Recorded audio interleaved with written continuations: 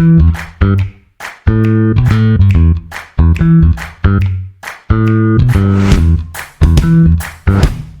listening to the Common Fan Podcast, a Husker football podcast for the common fan, by the common fan.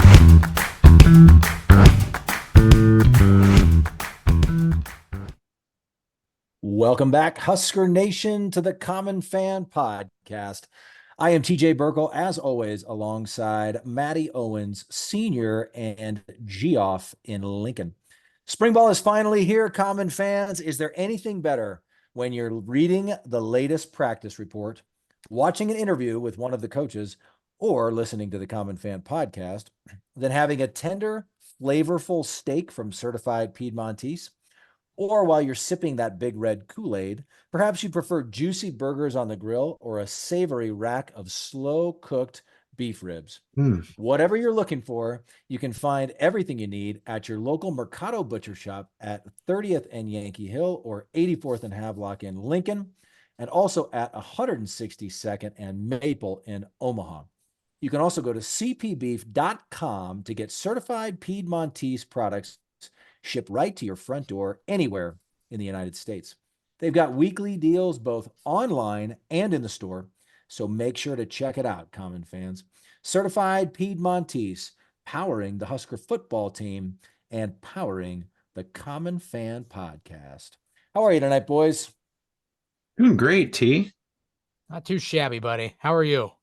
Good, Jeff. That was in the middle of talking about various types of beef. Did I hear a groan? Not a groan, like a moan from you there or something? You almost. No, there's I think nothing. that was me. That was me. Is that you? The thing you see, when you said the thing about the ribs, I kind of just did like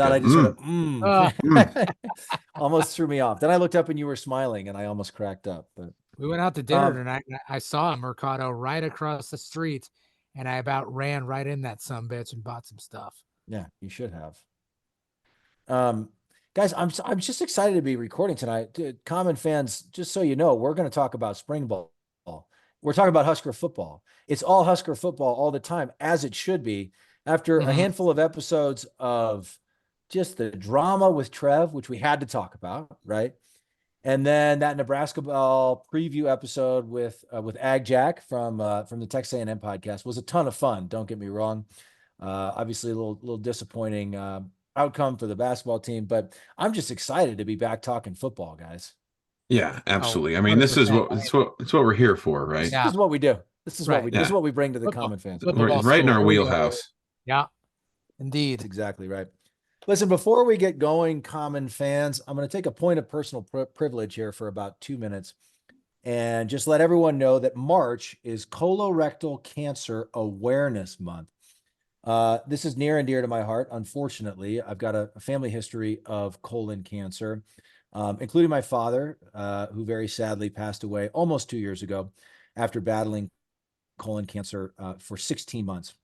I bring this up, common fans, because it's March, because it's Colorectal Cancer Awareness Month, and also because there's something you can do about it. Cases of colon cancer among people in their 30s and 40s are on the rise. So make sure you talk to your doctor about scheduling that colonoscopy. It's one of the best things you can do, and it's one of the only types of I'm not going to pretend like I'm a doctor or a scientist here, but it's a way to prevent one type of cancer. So make sure you talk to your doctor, figure out when it makes sense for you to get in and get that colonoscopy. I'm going to talk about my colonoscopy experience in a minute here because, you know, we're the common fans. We're supposed to bring fun and frivolity here. So I'm not trying to get too serious. But just shout out to I mentioned my dad, Nick Burkle. He gets all-time friend of the program status. One of the greatest Cornhusker fans in the history of Cornhuskers. And so just a shout out to my dad. I'm wearing in case you were going to judge me for this old man looking crew neck I'm wearing, this Husker crew neck. I think it looks beautiful, TJ. Thank you. It looks lovely.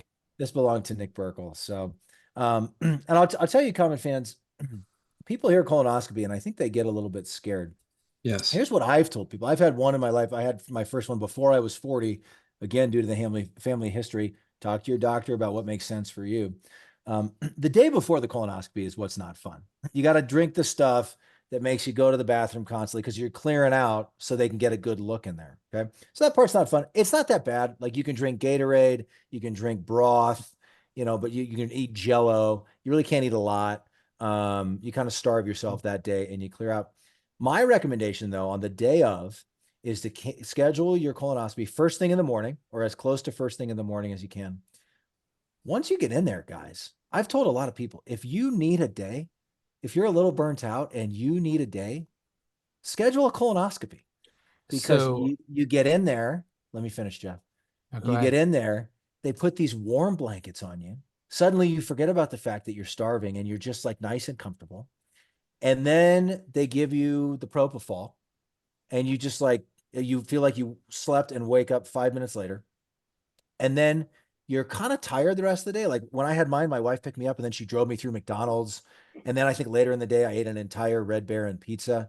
Like you could, there's no restrictions afterward. So you eat whatever you want that day. And also because of the propofol, you pretty much, I've witnessed my wife do this. I've witnessed myself do this. You're probably going to end up sleeping for a couple more hours, a little bit later in the day. And you kind of just have this excuse to be like, sweetheart, I'm sorry, you got to keep the kids away. I need to be in bed today. I'll be back at it again tomorrow. And so, it sounds a little weird, but I've been telling people this for years. If you need a day and it's also good for your health, schedule the colonoscopy.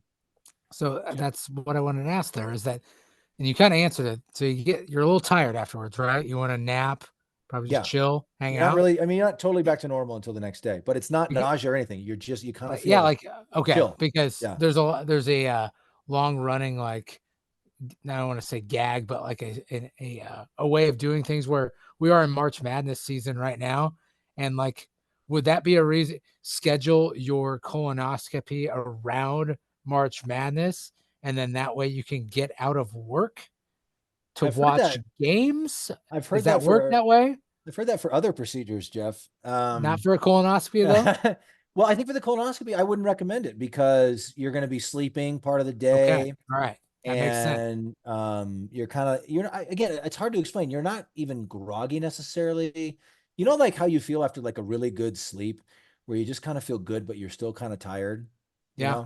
That's kind of how it is. Okay. And you don't really fully, you usually end up going back to sleep. You don't fully snap out of it until the next day, but you just kind of feel great. Okay. I don't know. Yeah. All right. You heard it here first, Common fans.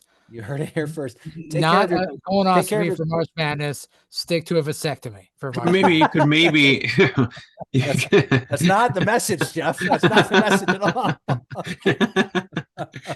You could maybe do it on the Wednesday, and just say you don't really have the excuse the next day. You're not knocked out for multiple days. All right. Yeah. I was curious. But with work, you could tell them that you're having that procedure done. I'm not going to be in the rest of the week. Well, that's true. I mean, what are they going to say? Whatever. This is a one-day deal. Get your ass back in here. I mean, maybe. Maybe. Depends on where you work, I guess. Yeah, that's exactly that. All right. Good info. All right. Well, talk to your doctor about the colonoscopy, Common fans. All right, boys. Spring ball is here. Yes. Spring ball is upon us. It always feels like an accomplishment to get to this point. It's not the same accomplishment as it feels like on the first, opening Labor Day weekend or even the weekend before, but like when we get to college football. But it is an accomplishment. We've made it through the dark, cold winter. Spring is here. Spring football is here. I got to ask you guys, I think we put this question out on Twitter or Instagram. We've talked about it a little bit before. What are you guys' thoughts on the spring game? Is it so you absolutely love it? Must appointment viewing? Is it kind of like, whatever, but at least it's football? Or is it kind of like, by the time spring practice is over, just get me to August? I mean, we kind of did a little informal poll on this on it's quite a while on back. social media. I think Instagram a couple months ago. Yeah. Where I fall out on it is I'm kind of, I don't take a lot out of the spring game itself anymore. I see it more or less as, all the spring practices. I like to get those reports and everything, but I see the spring game itself as kind of like a trial run or a practice session for the real deal. You get into the stadium, it gives people an excuse to do the game day thing without the anxiety and the pressure of a real game that counts. So it's not just a scrimmage for the team, it's a scrimmage for the common fan. Yeah, it's a practice for us common fans. Yep. Let's get warmed up. Yeah, that's a good point. Yeah. And it's like I don't know. I think it's good for the people who don't necessarily have the means or aren't able to get to a real game day. I know for us, trying to get, us and our 4 kids to a game is like, not only does that sound miserable to me, but it's an easy low pressure, we'll take the kids, we'll get in the stadium, we'll see the band and all the stuff. And then, if you want to leave at halftime, you leave at halftime. And it's I think kids, I think like under 18 or something like that are free. So it's a great chance for people to take their little kids to the game and not have the pressure of like, I paid, $60-$70 for a ticket. This little kid's got to gut it out for the next 3 hours. Yeah. I'm indifferent. I'm kind of in the middle, as I always am, because I'm a non-confrontational guy.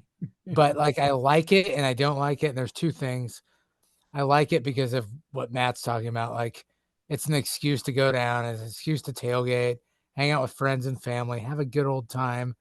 But the other part of it I don't like is, Ashley kind of brought up a good point. Like, you go into the stadium to watch this, and it's not like, obviously it's a scrimmage, right? It's an exhibition, as they say. This is supposed to be an exhibition.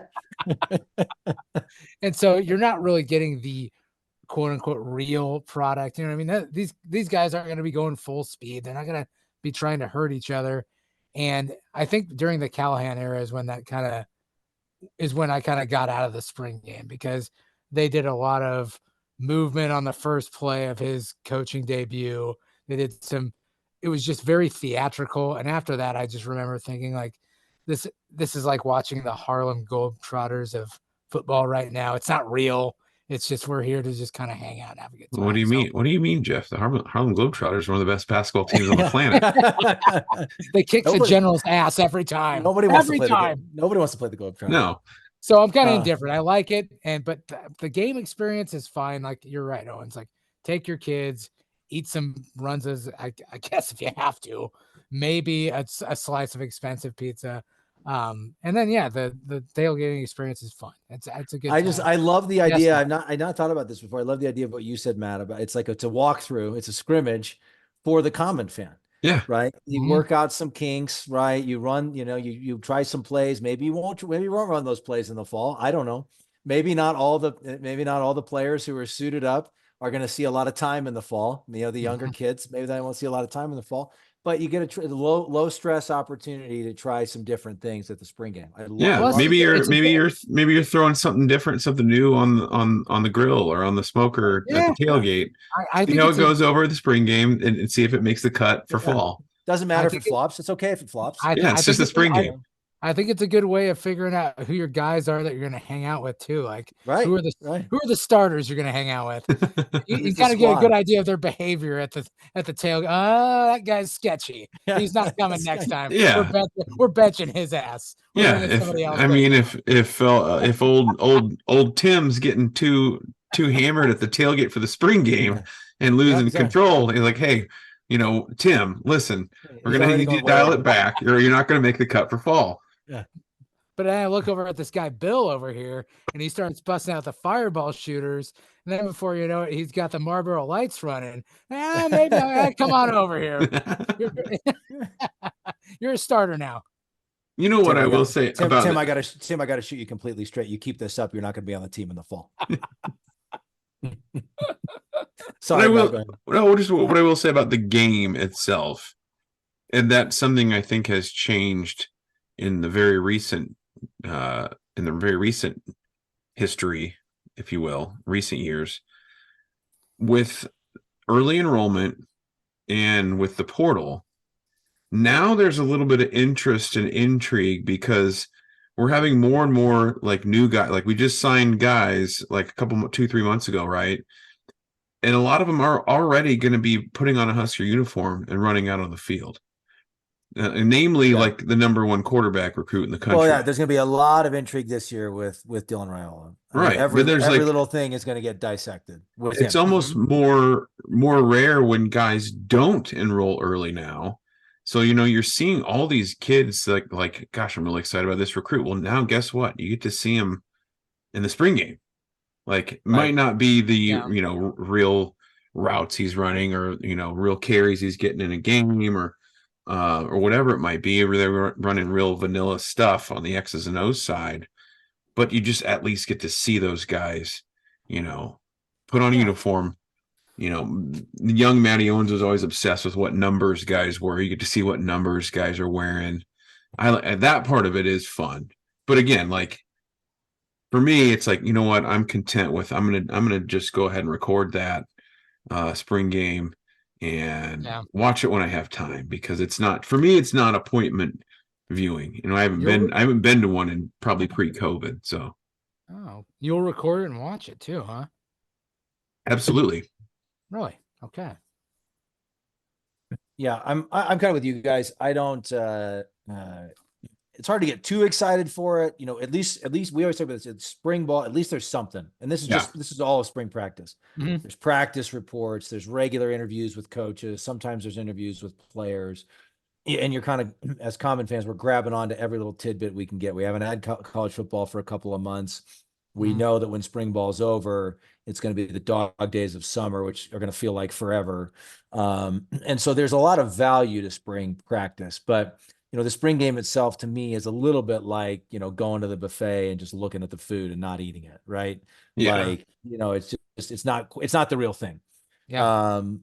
And I think also in recent years, you've had different approaches from different coaches where, to your point, Jeff, they're not going 100%. Or I think one year with Pelini, they did some contests or something, or maybe that was Frost. I can't remember.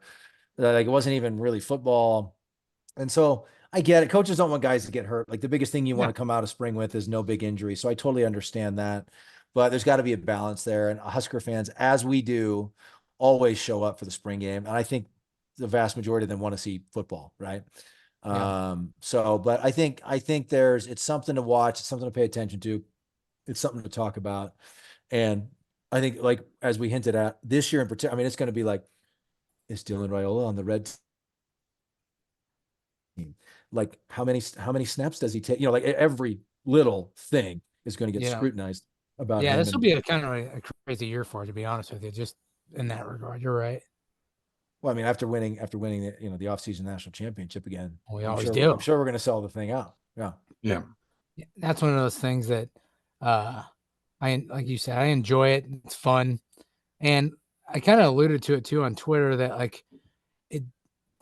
I don't know about you guys, but there's it gets me excited when I have to wear red to work on like a Friday. It just gets people jacked up. It gives you an excuse to like put on your Husker gear. Like it's just kind for sure.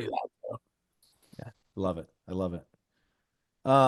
Okay, guys, we got some fun little exercises here. Some pre-spring ball, or now that we're into spring ball, we'll just call it some spring ball takeaways here that we're excited to do. So, are you guys ready for this? You have your list. Did you do your research, Jeff? I tried. I kind of feel like I'm the guy in the group. Do you know how to use the internet, Jeff? In school, that when like I rely heavily on people helping me out, and then I take all the credit for it at the end. I get the A.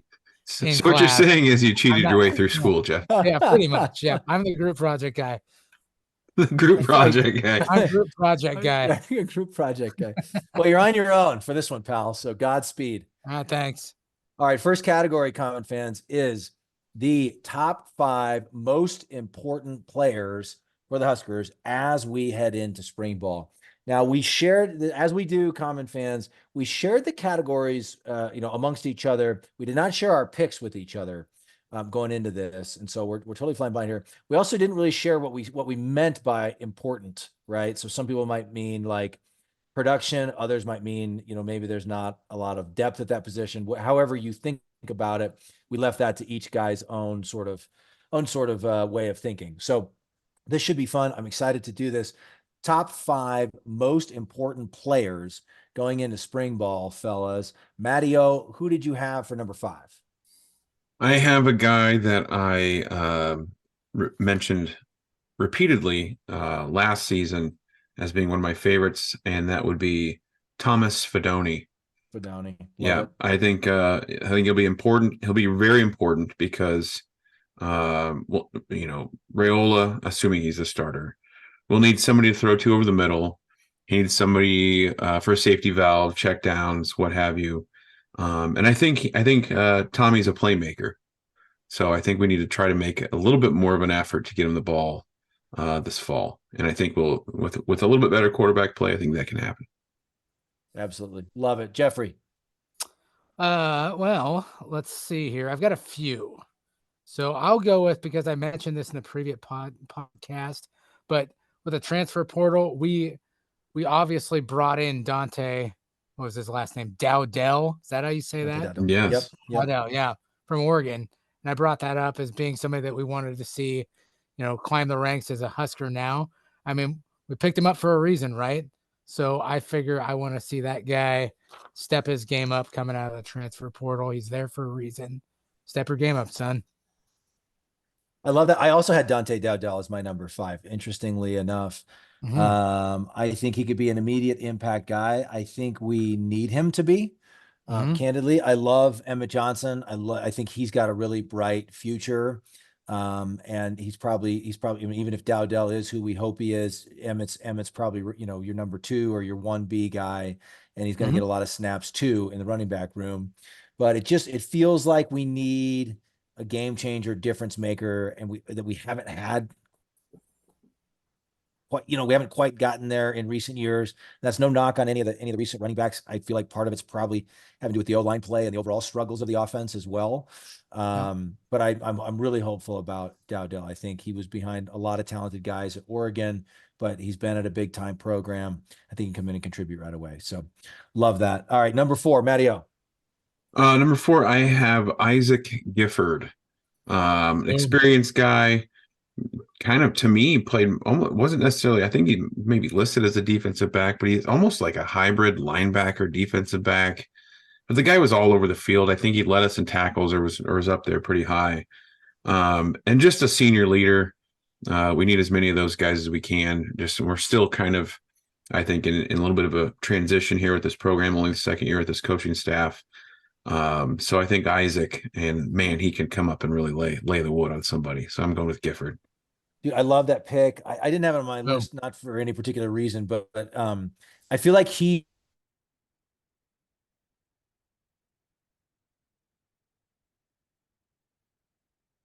Frozen or whatever, and not easy tackles to make, right?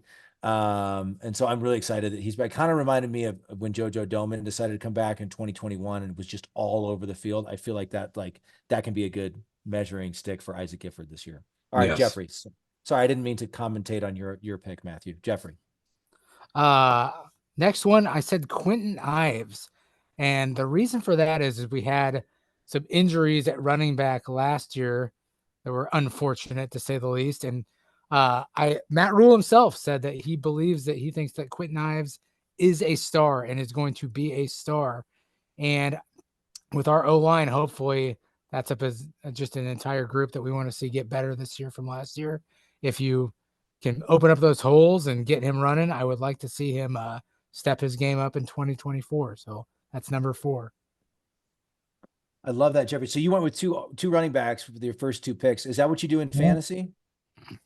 It's even worse than that. Usually I go with like a quarterback, a kicker. Damn it. I need a kicker.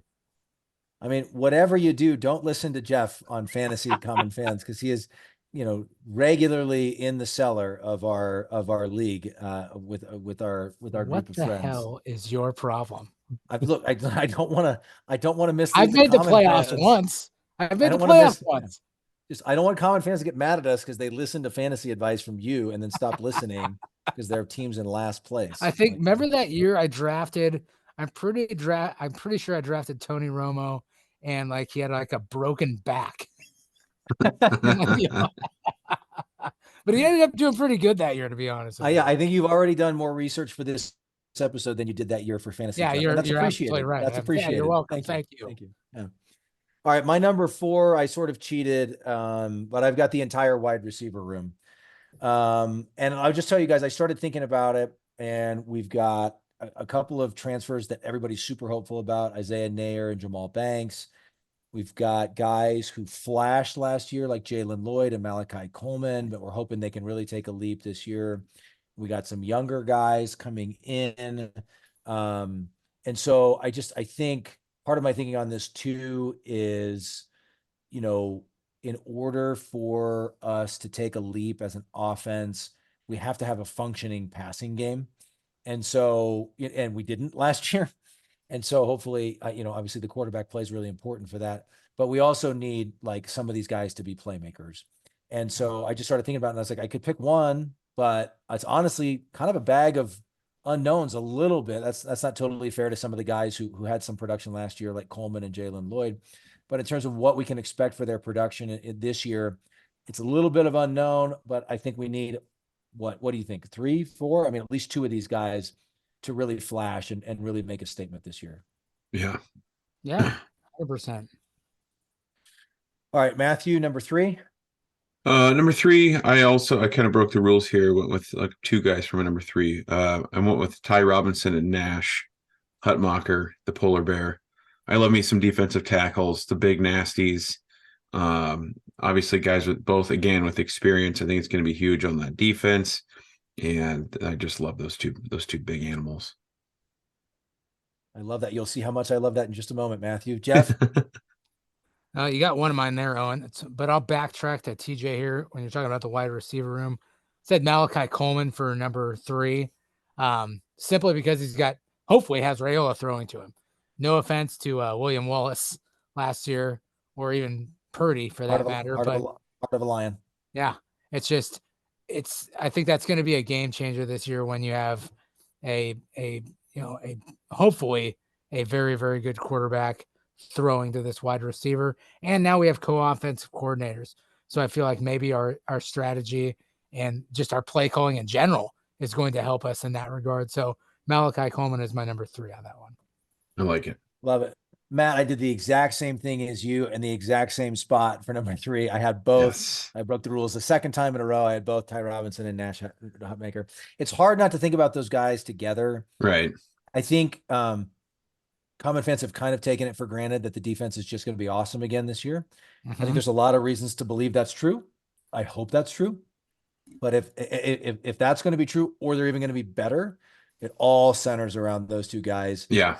Who are grown men anchoring the defensive line in a grown man's league in the Big Ten. And so they're hugely, hugely important in my opinion. I mean, honestly, either one of those guys you could probably put at 1 or 2, but I think we all have, well, I don't know what you guys did for number 1, but the quarterback position is pretty important. I'll just say that much. All right. Number 2, Matteo. Number 2, again, not necessarily one guy, although I'm going to mention one, but I've just got the whole offensive line. When we've got kind of an unknown, but we kind of think we might know who's going to be playing quarterback. We need guys to protect him. We can't, and we not only that, we need the guys to protect our quarterback, but we need to move the damn ball. We need to just when we need it. Hey, we need 2 yards, 3rd and 2. We got to get this first down. Let's run the damn ball and get 2.5 or 3 yards.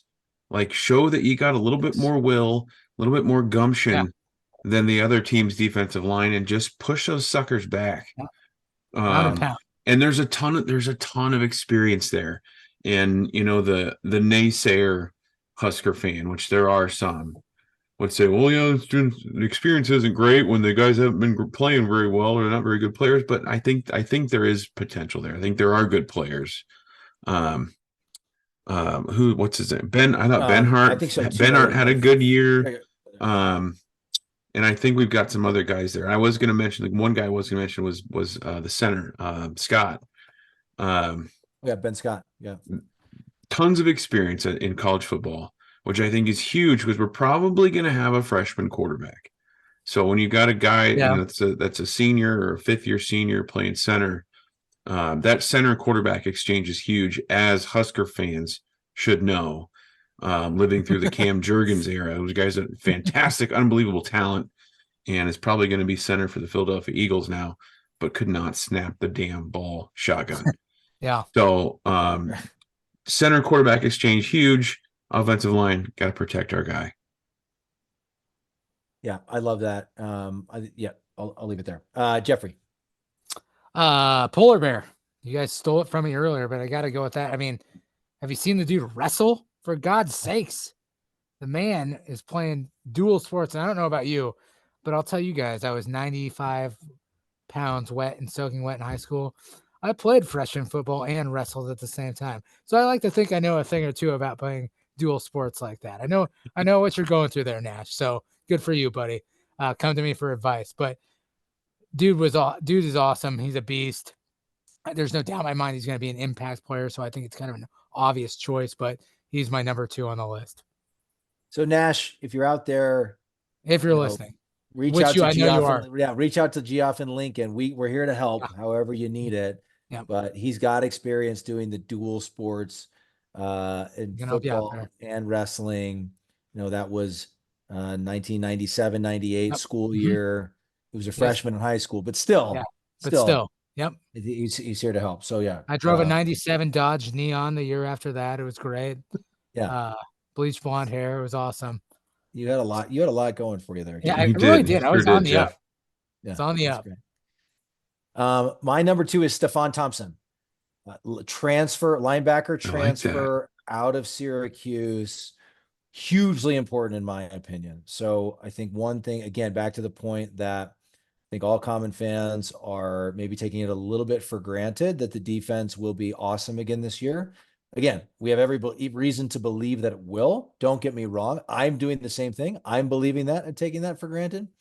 However, my one main concern with the defense is the fact that Luke Reimer and Nick Henrich are both departing, longtime contributors at that linebacker position.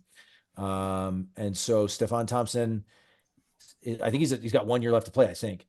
Transfer from Syracuse, knows Tony White's defense. Like that's literally a plug and play situation.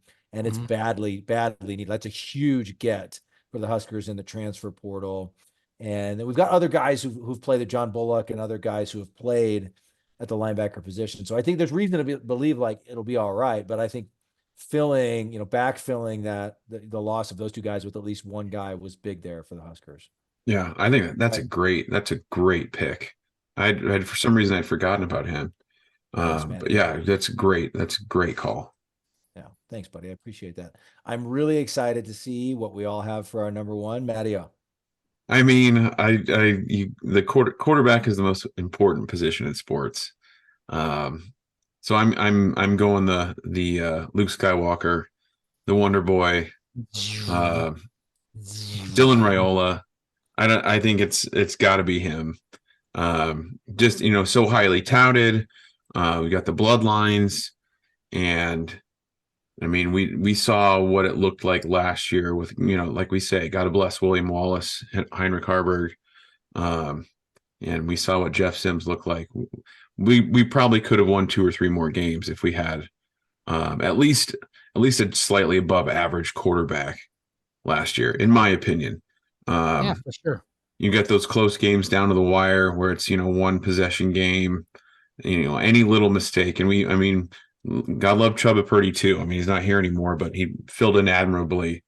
But through 2 or 3 back-breaking, game-changing interceptions. Yeah. So yeah, Dylan Raiola, he's number 1 for me. You can just go ahead and skip over me, TJ, because I said the exact same thing. And the only note I had next to it was, duh. Like, he's just going to be number 1, So, yeah, same thing. Yep, perfect. That was my number 1 as well. For all the reasons you said, Matt, and just we know the importance of the quarterback position and just the promise that he brings. And I thought about putting him lower on the list, not because that's where I believe he belongs, but just I'm constantly mindful of the pressure that this kid must be under. Maybe he doesn't feel it, or maybe he doesn't think about it that way, but just the fact that all eyes of Husker Nation are constantly upon him, and the hopes of Husker Nation and are so all like, at his feet. And obviously, they're all listening to this podcast, so we don't want to put too much pressure on him. That's a good thing. That I'm glad you said that, TJ. So that brings up a question that I've always wanted to ask. So we get a big quarterback like this, and it's been a while since we've landed a player of his caliber. Do other schools do that? Like, if he went to Georgia and he stayed at Georgia, just hypothetically, is there that same pressure from like the fan base, or are we kind of unique to that because we're salivating to have it, that we're just like all in on this guy? I think it's different for us, Jeff, because he's going to be our best quarterback, just walking right in the room. Whereas if he goes to Georgia, he's maybe third on the depth chart. Or, a program that's, top 10 or top 15. Got it. He's not looking at the pressure of having to play right away. They've more than likely got a 4 or 5 star guy, or 2 or 3 of them. And it's like, so I think it's different for us because of the situation we're in our quarterback room, but then also he does have the bloodlines thing. So I think there's a little bit of added pressure there too. Well, and I think that's a great question, Jeff. I think also, to Matt's point, like maybe it doesn't move the needle as much at a top program like Georgia. Right. But I think for any other program coming off of 7 losing seasons in a row, no bowl game, whatever, like it would be a big deal at a program like that, right? That hadn't been to a bowl game in a long time. And I think, that would be a big deal. But I think Nebraska is unique and different for all the reasons we've talked about, and other people have mentioned to us, that we have 40 plus media members at every practice and every game and all of that. There's the bloodline thing that Matt mentioned, his dad being a Husker legend and all those things. And so I think it's about as like, again, I don't know if pressure is the word. I don't think anybody's expecting him to go 12-0 or bust here. Right. But I would imagine, I don't know if he feels that weight or if he thinks about it at all, but definitely like the eyes of the media, the eyes of the fan base, like everybody is interested and invested in this kid, Got it. Yeah, for sure. All right, guys. Great list. Did I say I had Raiola as well? Did I say that? Yeah. Yes. Yep. Okay, I did say that. Okay, next category. We each can pick one here. If you picked more than one, we won't kick you off the show tonight. But the idea was just to pick one, and his name cannot be Dylan Raiola. This is your breakout player coming out of the spring. And, if you think it's, breakout player coming out of the spring. Matteo. I am going to go, and so breakout, I kind of, is that somebody that didn't really see the field last year? Is somebody that contributed a little bit and you expect to contribute more? I went with somebody that saw the field and I expect to contribute more. And my guy is Javen Wright. For some of the reasons, TJ, that you kind of mentioned with Stephon Thompson, we need some guys to fill in at the linebacker position group. And there's a lot of tackles that we're going to be missing from Reimer and Henrich. And this is a guy he's been in the program for a few years, and he's a legacy. And he made some really, really athletic plays last year that kind of made me get out of my chair and gasp a little bit. So I think Javen Wright with, some more playing time and get more reps, because we're going to need him. I'm looking for him to maybe increase his tackle total I think he had 50 some tackles last year. I'm looking for him to probably get up to in the 80s range and maybe get a couple picks, maybe a couple forced fumbles, and make some game-changing plays. That's a great call. And I must admit, I didn't know this off the top of my head. I Googled it, but I remembered he had an injury history. So he missed the entire 2020 season due to an MCL tear. And then he had to sit out most of the 2021 season because of blood clots. So I remember when he committed. He's Toby Wright's son, and supposedly like a great athlete, all those things. And last year he did kind of flash and put it together because he was finally healthy. So I think I love that pick because if he can stay healthy, I think that could be a huge contributor on the defense. I love and that, he's a Maddie. big kid. They list him at 6'5", 215. So tall and fairly lean, but God, he can fly. And that kid can move and get to the ball. Heck of an athlete. I love that. Geoff. I'm going to cheat. I'm going to cheat here. Not surprising. I'm I'm cheating because I'm choosing Carter Nelson, and he's not even officially on the team yet until the fall. He's not here yet. So I choose him. And this is a spring ball episode, Jeff. Yeah, I'm sorry about that, but I'll tell you why. Because I have such faith in this kid so much because Notre Dame was trying to get him. So clearly he's got to be an awesome athlete if the Notre Dame Fighting Irish are trying to poach this guy from the Nebraska Cornhuskers. He's got to be a good athlete. He just has to be. He's got to be a borderline Heisman Trophy candidate within year one, right? Right? Jesus, Jeff. Notre Dame's trying to get him, right?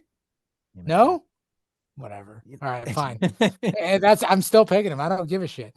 And the other thing is what? Go ahead. No, I'm actually super high on Carter Nelson. I'm very excited to see him play. I think he could be a year one contributor. Mm-hmm. But I want to punch you for your reasoning. Well, I'm being honest. If you want me to be honest, Notre Dame wanted him, and you should be happy. He chose Nebraska. You should be happy. What's the problem? Here you are. What'd you call yourself? Group project guy? Yeah. Here's group project guys. Like, what should I do for this one? Oh yeah, I remember this kid about Notre Dame. I'll just do that one without having to actually no work research to be done whatsoever. Nope, exactly. None at all. Exactly. For real though, like if you're looking for I'm not trying to be an asshole about Notre Dame here, but for real, and sorry, my cat's getting in the way here. Yeah, we love that. That's entertaining. Look at it. Get out of here. What's your cat's name? That's Dottie. She's a sweetheart. Dottie. I'm a loner, Dottie. A rebel. That's what we named her after. So you're a cat guy, and the cat's name is Dottie. Yeah. Anyway, sorry. Go ahead. He's a tight end, and let's just. You like tight ends, don't you, Jeff? You're pissing me off now. All right. I'm just trying to get through this. All right. I'm just trying to get through this. Don't piss me off for it. Who doesn't like that's just what it is now for real. Like everybody wants like a flashy tight end. Travis Kelce is all the rage now. Gronk was the thing before him. George Kittle, like everybody wants that tight end position now that can like catch passes and be a wide receiver. Like that's just what everybody wants. And so I think that maybe that guy could be that for the Huskers. So I like him. And I as a plug for myself, I'm not selfish. He chose the Huskers. I want him to do really, really good here. So I want him to be good. Hey, all right. Jeff, I want him to be successful. Whoa, buddy. What? We like him too. We like him too. Yeah. And you know what? I'm not gonna kid. That's really big of you, Jeff. Wow. Yeah, thank you. Yeah, I'm being the bigger man here. I love a tight end too, and I can't. I'm salivating a little bit, thinking about Carter Nelson and Thomas Fidone on the field at the same time in a 2 tight end set. I mean, that sounds just borderline erotic. I don't know if you catch the way I'm talking right now. Oh yeah, I do. It does sound pretty erotic having those two on the field at the same time. This is good. Tight end's a matchup problem, right? Like you got DBs that are too small to cover them. You got linebackers that are too slow to cover them. So yeah, everybody wants that freak athlete tight end. Imagine Fidone and Carter Nelson on the field at the same time, along with 2 or 3 of those speedy wide receivers that are about to break out that we talked about. That's matchup problems all over the place. And a 5-star quarterback who can get on the ball, put it in my veins. Yeah. Let's have inject it. Yeah, exactly. Speaking of speedy wide receivers, I got one for you guys that you probably didn't guess. I'm going to go with Demetrius Bell. Okay. Wide receiver out of Tennessee. He'll be a redshirt freshman this year. He redshirted in 2023. There's a lot of chatter about him showing out in practice kind of throughout the redshirt season, as you hear about guys on the scout team or whatever at times. But then I think it was one of our guests brought him up. I think it was Gary Sharp, about how excited the staff is about Demetrius Bell. And so again, super excited. Just one more guy to take the top off the defense, and and another target for Dylan Raiola. So excited to hear more about him and see what he can do. Okay, boys. And Matteo, by the way, I as soon as you said Fedoni on our top 5 impact players, I was mad at myself for not picking him, but I ended up sticking with my list. I almost edited my list in real time, but I love Thomas Fedoni. Yeah. Love him. Yeah. Yeah. Okay. Yeah. Next category, boys, the position group, not individuals, but the position group poised to make the biggest leap. And I guess this is spring ball, but I guess this would be like going into the season as well. And this can be, again, we didn't define it, so it could be the group you think is going to make a jump, or you want to make a jump, or whatever you want it to be. Matteo. I don't know about making a big leap, but I think a position group that I think will maybe play better than we expect, or at least like, you know, what people would think on paper. I'm going with the defensive backs. We've got Tommy Hill back. He made some good plays for us last year. Malcolm Hartzog has basically started almost 2 full seasons at corner. We'll get Deshaun Singleton back, so that'll be huge because it seemed like he was going to be a pretty good player for us before he got hurt last year.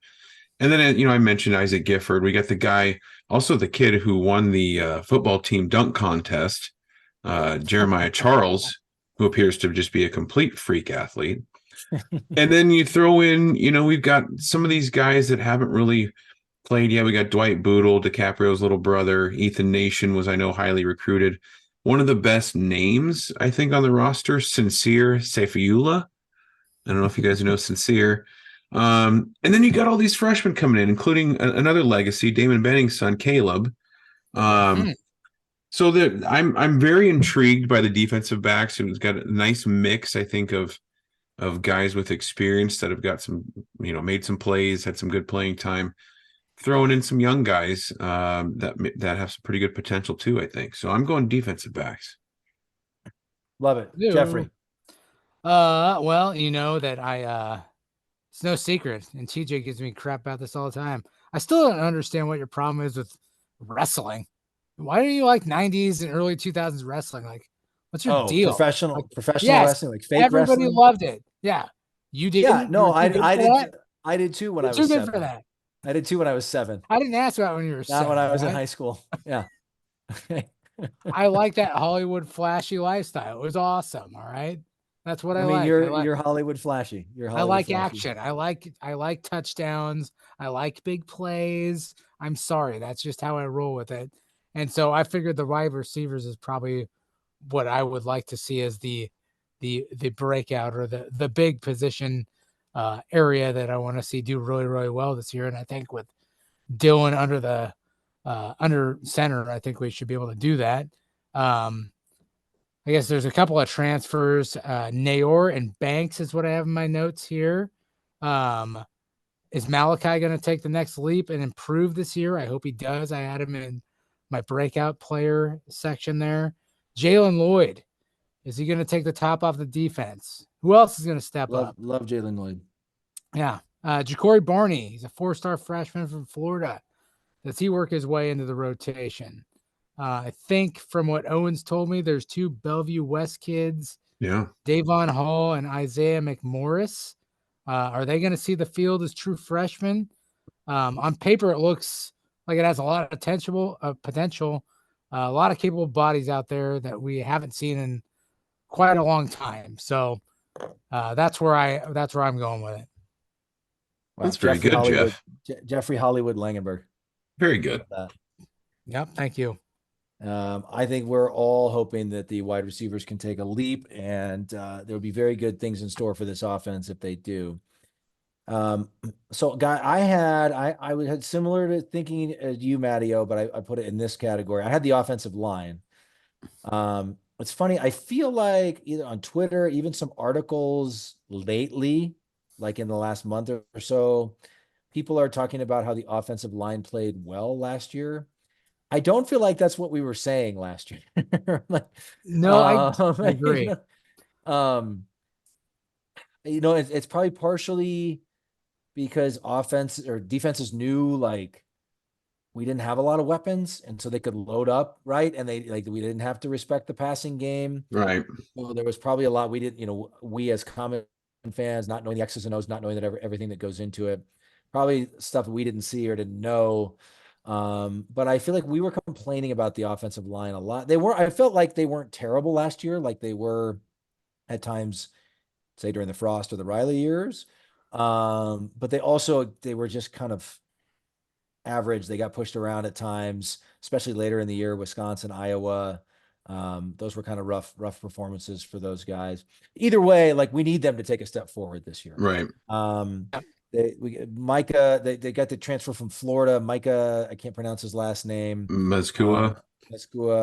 A bunch of other, everybody else who's back has probably started, multiple games, multiple seasons.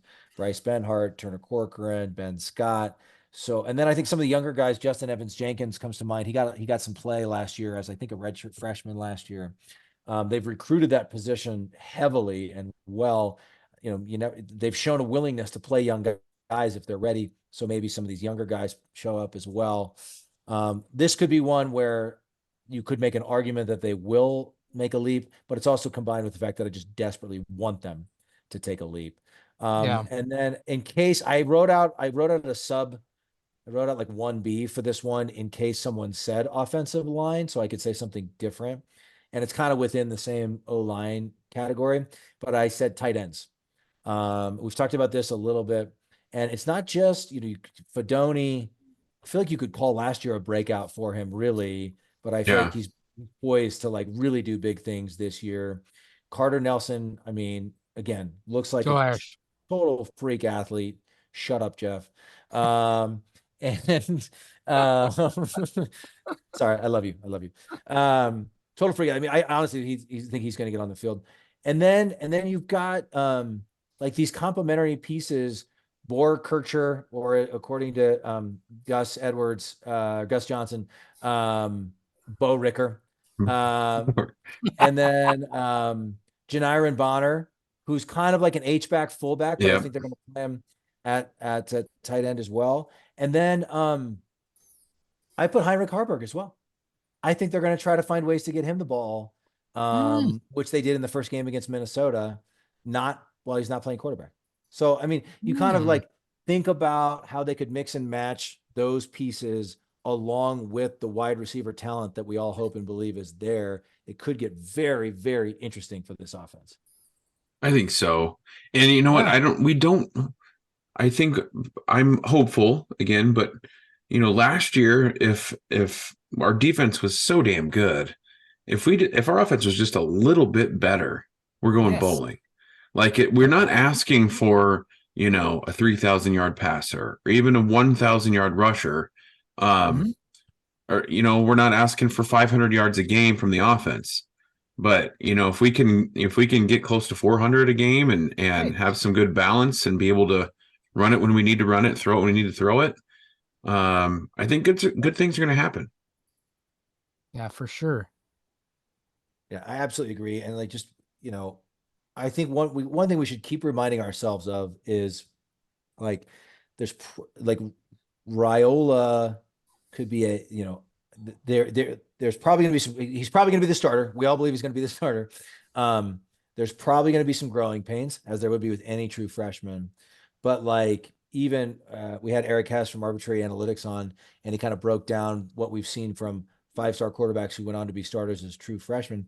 Even if he's in like the middle of that pack, it would be a massive improvement from where the quarterback play has been. And that's all we need. Again, like we said this so many times last year when the offense was in the 100 ranked, 100 and whatever out of 133rd in Division I. Just give me like middle, like you said, Matt, middle of the pack. Just give me like 50th, 60th. Yeah. Give me somewhere in there. And, we win a few more games last year. Yeah. And that's got to be the formula this year. If the offense wants to be like top 25, that'd be even better. But, we won't put that on them. No. One more. No, go ahead, Matt. Go ahead. No, never mind. You sure? Yes, please. Let's move on. All right. So just one more category. This wasn't one that any of us had to pick anything for, but we've got to talk about it. And we were just talking about it, but all eyes on the quarterback room, right? The latest, it's funny as Husker fans, but also now guys who do a podcast. We think a lot about like, what are we going to talk about on the latest episode? We want to make sure it's meaningful and interesting content for Husker fans. We want to not be repeating ourselves. But as a Husker fan consuming large amounts of Husker content, I can't get enough, Dylan. Just tell me everything. And so like the latest was the Huskers had their pro day where scouts come and watch the seniors work out. Gives those guys a chance to get in front of some NFL scouts. And who was there throwing to some of these seniors but Dylan Raiola? And so Billy Kemp, who was a senior wide receiver this year, said the words, he's thankful for him. It was pretty cool to see Dylan doing that. And just I don't know if you guys watched any of the video. He's just so smooth. I mean, even just watching him play catch, he's just kind of flicking it about 40 yards, just so effortlessly. It's hard not to get excited seeing that stuff. Yeah, absolutely. And I think Danny, obviously very, very excited about that. And you're absolutely right. He just looks fantastic throwing the ball. And he just looks like a specimen too. I mean, sometimes you see these kids come in as a freshman and, maybe they need to get a little stronger, put a little more muscle on, but he looks like he's ready to play day one. Totally. But I think Danny Kaelin was throwing too, wasn't he? Yeah, he was. Yeah. I should have said that too. Yep. Yeah. So no, I mean, I think I'm just as excited as everybody else about Dylan Raiola, but I think there's something to be said about Danny Kaelin too. He could end up being the backup quarterback as a true freshman. I mean, you look at that quarterback room, unless we're going to pick somebody up here very, very late, which by the way, we're burning daylight if we're going to do that. I don't know if we want to run it back with William Wallace as the backup, and if we do, that I'm sure they got a plan. The offense is going to look totally different from what it is with Raiola. But there's really not any other options. No, that you look at the roster at the quarterback room, and it's like, okay, I recognize this guy's name. There's that Luke Longvall, I think was like the 4th or 5th stringer last year. But other than that, I don't know. There's like 3 other guys or so on there that I have no idea who they are. So it would have been nice to get like a veteran, guy that's willing to come in and just kind of be the backup and get some NIL money and just be on the roster and signal in plays. But I don't know. I don't know if that's going to happen. Yeah, but you make a good point about Danny Kaelin though, because he's an in-state guy. He's an Elite 11 quarterback. I mean, absolutely a D1 guy because he was committed to Missouri and then had interest from Michigan State late when Raiola flipped his commitment back to Nebraska. And he was kind of, I don't know if Kaelin flirted with that or not, but, certainly a D1 guy with interest from big time schools. Right. And he decided to stay home. Like, love that storyline, right? Knowing that he's going to be competing with the number 1 quarterback in the country and knowing that he might be backing him up for several years. And so just kind of love, all eyes are on the quarterback room, I think, for a lot of reasons going into spring to see how all this plays out, to see what they do with Harburg, to see where the 2 freshmen come in, to see if they're going to add somebody else or like have somebody taking snaps, maybe somebody who played quarterback in high school, just taking snaps just to be safe, that kind of thing. So I think that's going to be of major, major interest to all Common fans as we go into spring ball. All right, guys, we're going to wrap up with a fun over-under segment here. Did you guys have anything else before we do that? No, Jeff? No, I don't think so. No. All right, very good. Very good. All right. Shout out to the Husker basketball team, men's and women's. As we were recording this, the women's team lost today to Oregon State. So both teams' basketball seasons are over. But historic season for the Husker men, highest finish ever in the Big Ten, deepest finish ever in the Big Ten tournament. Great season for the Husker women. They made it to the finals of the Big Ten tournament. They won their first game of March Madness. Ton of young talent on that women's team. They will be back. I think the optimism is high for both of those programs going into the future, guys. So we got to have a little fun with this. We're the common fans. Over under on the percentage of Nebraska fans who had the Huskers getting into the Sweet 16 in their bracket. And the total we're going to set at 75%. I'm going to say over. 75%. You say Huskers getting to the Sweet 16? A percentage of Husker fans who had the Huskers Nebraska had Nebraska in the Sweet 16 in their bracket. Yeah. Over 75. Yeah, I think it probably was. I mean, I had it. You can't underestimate the blind loyalty of a Husker fan. Like, you just can't. Well, no, like the first bracket I started filling out, I kept, they were like, well, yeah, they'll upset Houston, and I think I had them all the way. I said to Matthew Jr., I said, I've got Nebraska all the way to the Elite Eight. He's like, are you serious? And I said, well, how many times do I get to even fill in Nebraska on a bracket? So exactly. I'm taking them at least twice. Yeah. Well, on that note, let's set the over under for Nebraska fans who had the Huskers in the Elite Eight in their bracket at 50%. You think that hit the over? I'm saying under on that. I think we're homers and loyal, but I don't think 50% would put them that far. I'm going to go with Matt on that one. Even I, who just fills out brackets recklessly, pump the brakes on that one. I am in the Sweet 16. That was it. Saying that. It is funny though. It felt like a no-brainer to put them in the Sweet 16. It was like, I mean, it felt like we were going to be holding our breath to get that first win, and obviously that was much harder than we thought it was going to be. And A&M had a freaking historic shooting night. Yeah, of course that happens to the Huskers. They're still battling right now. I see that as we're recording. There's 14 seconds, at least on my phone. I don't know if you got the game on, Jeff. 14 seconds left. Houston's up 4 in overtime. This game's in overtime now. Yeah.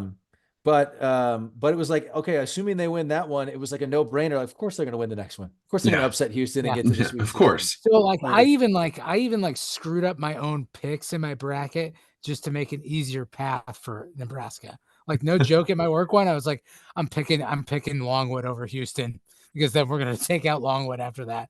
Like, we've got this easy path. Like, I literally picked a 16-1 upset in my bracket just so Nebraska would have an easier path. Oh, well, I bought into all of a sudden national sports media started kind of catching wind of K-State Tominaga and doing some of that stuff, and social media and Barstool Sports and everybody, and I'm like, oh my God, he's gonna light it up and be like a national star during March Madness, and that didn't happen. Right. It felt like the stars were aligning for once for all these. It did. One time. Yeah. Okay, guys. Spring ball is 5 weeks long. Number of off-season national championships we can win just during the 5 weeks of spring ball, and put the total at 5, guys. We wondering if we could even win one per week, one off-season national championship per week. What do you think? Over. Over. As soon as we get a report of Raiola hitting Lloyd or somebody on a deep ball, and how pretty it looked, there's one. That's one right there. I don't know. I think we're going maybe 1.5 off-season national championships per week during spring ball. I was going to try and be realistic and say under, because I didn't want to be greedy, because we've been winning the off-season national championship for so long, up until a week ago. I didn't want to be greedy. I went under on that one for me. That's fair. Yeah, we've been winning for far too long. I've got to go over too, simply because the optimism is so sky high for this football team, and now all of the stomach in a knot energy of Husker Nation that's been focused on the basketball team is just going to be pivoted and just fully focused on the football team now. Yeah. And just all of our attention is going to be on the football team. If we had made the Sweet 16, we'd be reading, common fans, I think, would be reading practice reports this first week, but everyone would be talking about the basketball team. That's not going to be happening anymore. It's going to be all football. It's all football and total hype, and everyone's going to be grabbing onto every little thing they can find. So I got to go with the over as well. All right. This is my favorite one, I think. Number of can't miss ready to contribute players that break out during spring ball, and then we never hear their names again. The total set at 3. Over. Over, Owens. Okay. I'm going over. Yeah, and I have a All right. reason why. But you go ahead. You make your pick, Jeff. I'm gonna say over too, Owens, just because you said over. So I want to hear your explanation now. Well, I think it happens every year, and God love them, but there's usually like a handful of kids that are maybe third or fourth on the depth chart, and they're just going balls to the wall in the spring game.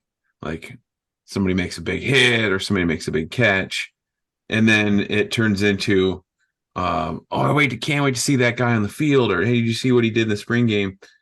And then they don't, and then they never sniff the field during an actual Big Ten or even just an actual game. So yeah, there's at least 3 every year. So I'm going over on that, just because it's like some guy we've never seen, and then we see him make one play, and it's like, he's ready to contribute.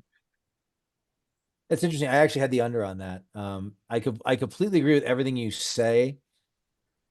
I feel like in my mind it's always one guy. Or they talk about one guy. I think it's probably always more than one guy. To your point, Matt, you're probably right. But I did have the under on that. It's usually also a kid from somewhere in Nebraska. Oh yeah. Yeah. Maybe a walk-on, maybe not a walk-on, like not necessarily a walk-on, but like, it's always like people talking about this kid popping it. He's from Kearney. You gotta go even smaller than this guy is from Benkel. This guy's from Benkelman, Nebraska, and he's a tough farm boy. Yeah. Right. He's from Brule. There's a big rodeo, I think, in Brule. That wouldn't surprise me, Jeff. He's a Hardington Cedar Catholic kid. Oh yeah. Or Humphrey St. Francis. Shout out to the Kessler boys. Absolutely. There you go. All right.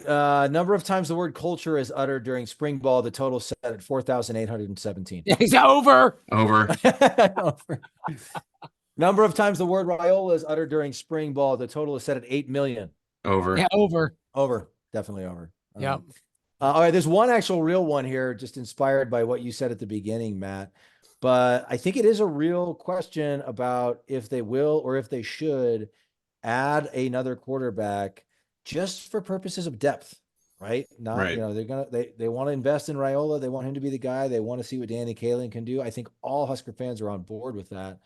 But like, how many seasons have we gotten through in the last 15 years without seeing Husker quarterbacks get hurt? Not very many.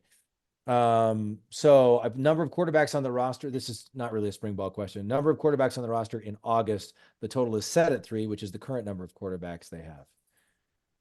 I'm going to say push. Push. Wow. Ooh, fair. I'm going to say push. At least you get your money back. Jeff? Get your money back. Yep. I'm going to stay over. Why not? Get one more in there. Yeah, I'm going to say I want over very badly. Like, there's got to be somebody out there, like you said, Matty-O, who can collect a little bit of an NIL check, come play for a big-time historic program, get some snaps, not sweat too much, not work too hard. Yeah. And, be prepared, be ready to go if called upon. The backup QB gig in the NFL. That's a good point. Is one of the best jobs out there. So let's make in the NIL era, let's make that real and true. A backup quarterback. Yeah. Exactly right. There's nothing wrong with that. Look at our old buddy, the booger eater, Chase Daniel. That guy's just made millions of dollars, and he's thrown like 10 passes in like 15 years or 12 years or whatever, however long he's been in the league. Yeah, just what's Tristan Gebbia up to? He's still got some eligibility. Let's get him back. He's in his 8th year at Ohio State or something. Good God. No, that I feel like it happens like at least once or twice a year where like I hear a name or something of somebody that we watched in college like 15 years ago, and you Google him, it's like he's still in the league. Yeah. He's still a backup quarterback. Still there. Yeah. Look at Blaine Gabbert, another Missouri guy, still playing. Yeah. There's gotta be, like, in the era of NIL, Kids are still benefiting from the free COVID year. Yes. Somehow there's like 7 and 8 year players now regularly. There's got to be somebody out there. There's got to be. Get a paycheck. Yeah. Get that check. Let's make this a thing, Common Fans. Get that the money. backup quarterback collecting an NIL check needs to become a thing, at least for the sake of the Nebraska Huskers. Yeah. You can wear the weird colored hat on the sideline, signaling plays, do all those fun play signals in. Yeah. Well, let's be honest. Everybody gets excited. What's the joke? The joke is always like the backup quarterback or the freshman quarterback's always the most popular guy on the team because he's not the one out there throwing interceptions or whatever. But I think honestly, for most programs, after you get past your number one guy, most programs don't have a number two guy who matches up, right? Or like at the like most programs like have a pretty steep fall off when you get to your backup quarterback. So let's make this a thing. Let's like seriously, somebody should become a guru at finding 5th and 6th year guys who maybe never quite popped, but are perfectly serviceable quarterbacks who are willing to come be backups and just collect that NIL check. Yeah. Oh yeah. All right. I mean, the Common Fans just solving problems left and right, making the world a better place. That's right. Speaking of which, last week was a ton of fun. Okay, Houston won 195. Yeah. Wonder what the A&M Yell boys will have to say about that. Yeah. I bet they're not too let's heartbroken. go, Ags. It's okay, Ags. Keep your chin up, Ags. That was a ton of fun last week, guys. We had the Kyle Ave A&M podcast come on our show. I went and talked to those guys. They had done a little bit of research, at least. They asked me about chili and cinnamon rolls. And then I believe they tried it during the game, after the game, somewhere in there. They were posting pictures on Twitter. But shout out to those guys one more time. That was really fun to do. We're going to be doing more of that sort of thing in the football season with preview episodes and that kind of thing. A little bit of a teaser, I guess. The Common Fans have been invited to be part of something really cool. It's a group of other podcasts. And so those A&M guys are part of that group as well. We're going to be letting you know more about this very soon in the month of April. But we're really excited about that. Yes. Guys, we're back. We're back. We are Football. done. Trevor is gone. Who? We've already replaced him. Who the hell is that guy? Yeah, we're done with Trevor. I'm sad that basketball season is over, but we're because we're turning the page on basketball season. Yep. And now it's all spring ball all the time for 5 weeks. And then we're really going to be humming, looking forward to the football season. So I'm excited, guys. We got a lot of fun guests coming up, Common Fans. We just got a lot planned for the next few months. I'm really excited to put it out there into the Husker fandom stratosphere, and I know you guys are going to love it. So really excited about that. Matt, Jeff, any final thoughts? No, I'm excited for spring ball now. I am as well sad that basketball season's over. It was a fun year. I feel bad for those guys, but a lot of potential coming back next year, and love Coach Fred. But here we go. Let's get into spring ball. As we like to say, I'm frothing at the mouth a little bit, getting ready for spring ball reports. A lot of frothing. A lot of froth. Frothing. Nebraska Globetrotters in the spring game. Woo! What the hell was that, Jeff? What? What? Just kidding. Sorry, just kidding. Just kidding. Jeff, for those who are not watching on YouTube, Jeff did what I believe was supposed to be. Oh, look at me. I'm shooting a basketball. Looks a little bit uncoordinated there. But hey, I was a 2001 intramural champion. Give me a break. You've got no one can take that away from you. 3 points the whole year. No one can take that away from you. It was a 2. Your foot was on the line. You son of a bitch. All right. All right, Common Fans. Thanks for hanging with us. We'll be back at you later this week. Happy spring ball, everyone. As always, GBR for life.